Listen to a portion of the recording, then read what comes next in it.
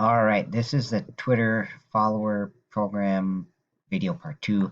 Last method we have here is remove follower. Again, you really got to try this first, muck around with it a little bit, and then watch parts of this video as you need help.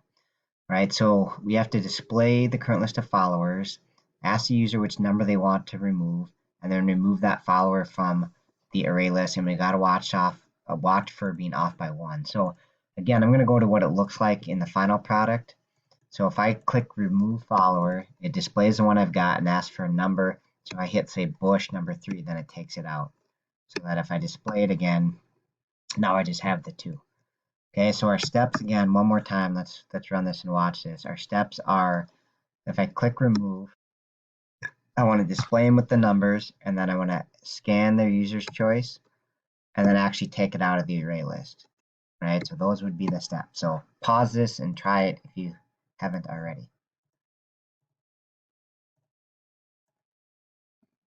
Okay, so step 1, display the followers. The easiest way, we already have a method that does this. So I'm just going to call display followers, and that's already set up with the numbers and everything, so I don't have to do that anymore.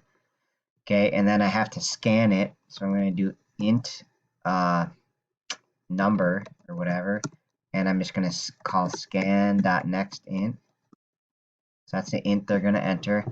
And then the tricky part is it's off by 1. So when you think about it, if I run this again and I do my remove, so I can call this method right now, see how it's working. And it does display them with the ints, but Obama again is in spot 0, Reagan's in spot 1, and Bush is in spot 2. So whatever they enter, so if they enter like 3 here for Bush, we really have to take 1 away because that's going to be the index is off by 1. So they're going to enter 3, but I really want to remove the one at number 2. So we're going to -1 for that, and then we're going to remove the follower at that index. So I'm going to call followers.remove and then pass in my number, which I already subtracted 1 from. So that should take it out okay. All right, so now let's test it.